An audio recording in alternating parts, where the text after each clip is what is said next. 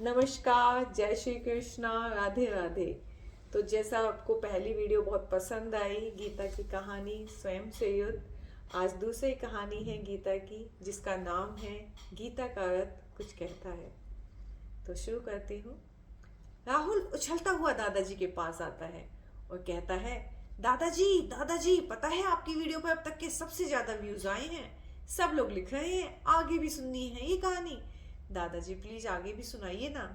दादाजी मुस्कुराते हुए अपनी आराम कुर्सी पर आकर बैठ जाते हैं और कहते, फिर से राहुल वीडियो बनाएगा।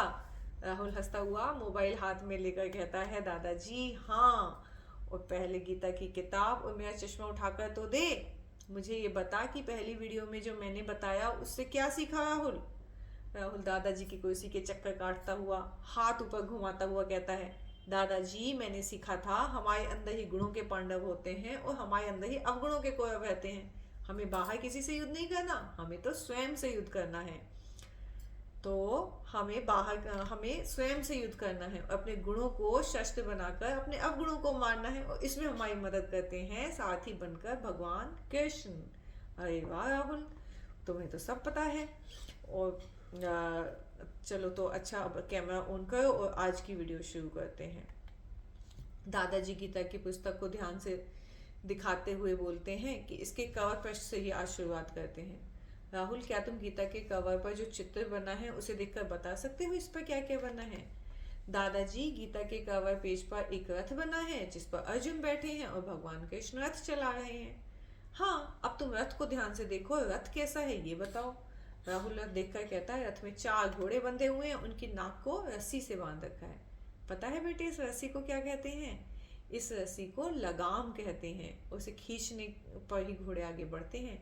अगर इन घोड़ों पर लगाम नहीं होगी तो क्या होगा दादाजी? एक घोड़ा इधर भागेगा, एक घोड़ा उधर भागेगा, घोड़ा सीधा चलेगा ही नहीं, रथ सीधा चल ही नहीं पाएगा। तो घोड़े एक सही रास्ते पर दौड़ें, इसके लिए ये रस्सी की लगाम काम करती है। जैसे मम्मी की डांट राहुल के लिए काम करती है, वैसे ही लगाम घोड़ों के लिए। तो दादाजी, मम्मी क्या लगाम है? दादाजी ने मुस्कुराकर हाँ में सिर हिलाया। तो दादाजी, लगाम तो ये सारथी ने पकड़ रखी है, तो सारथी कौन हुआ?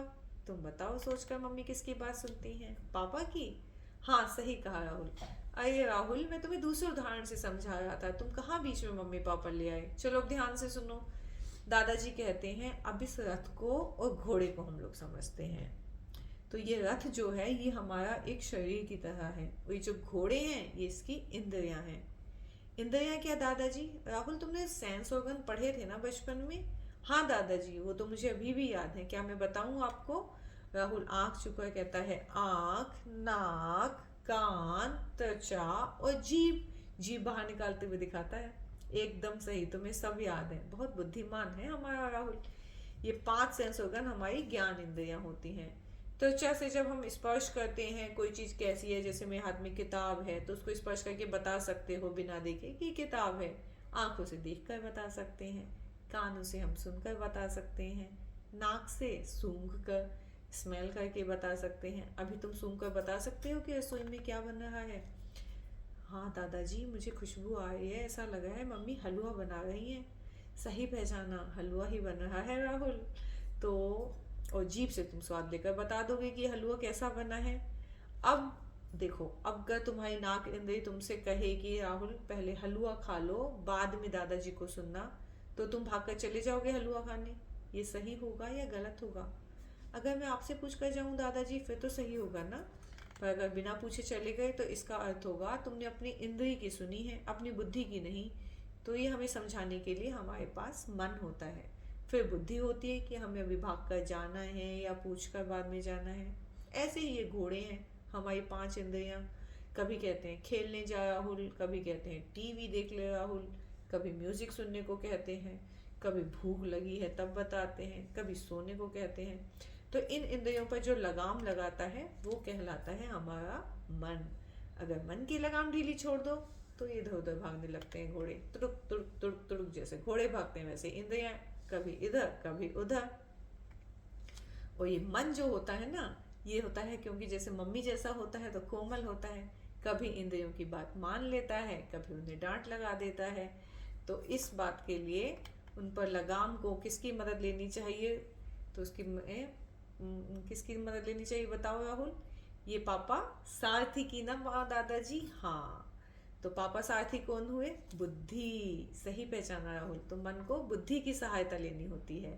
तो इंद्रियां चंचल बच्चों जैसे काम करती हैं। तो मम्मी पापा की तरह मिलकर जैसे राहुल को समझाते हैं, ऐसे मन बुद्धि दोनों मिलकर इंद्रियों को समझाते हैं। समझ में आया राहुल। यही दादाजी की कोई काम करने से पहले मन बुद्धि सारथी से पूछे, फिर मन इंद्रियों को बताए, तब उस काम को करे। तो दादाजी मेरे अंदर पापा सी बुद्धि और मम्मी सा मन और बच्चों जैसी इंद्रियां हैं। अब समझ आया राहुल। ये सभी तुम्हारे अंदर हैं। जो बुद्धि की बात सुनता है, मन की लगाम से घोड़ों को सही रास्ते पर दौड़ाता है, उसका रथी सही रास्ते पर चलकर मंजिल को पा जाता है। तो जैसे राहुल के लिए मम्मी की डांट जरूरी है, ऐसे ही घोड़ों पर लगाम जरूरी है। और मम्मी को भी मुझे डांटने से पहले पापा से पूछना जरूरी है ना दादाजी। सही कहा ना मैंने। तो अब बेटा जी, आपने बिल्कुल सही कहा। अब आप अपने शरीर का रथ उठाइए और प्रस्थान कीजिए। प्रस्थान मतलब दादाजी वीडियो ऑफ कर दूं और मैं जाऊं। हाँ राहुल, मम्मी से पूछो हलवा बन गया, तो पहले हम दोनों हलवा खाते हैं। और राहुल दादाजी के लिए रसोई से गरम गरम हलवा ले आता है और दोनों मजे से हलवा खाते हैं। तो कैसी लगी आपको ये कहानी, जरूर बताइएगा कमेंट करके। अच्छी लगी तो लाइक कीजिएगा। आपको बहुत बहुत धन्यवाद। जय श्री कृष्णा। राधे राधे।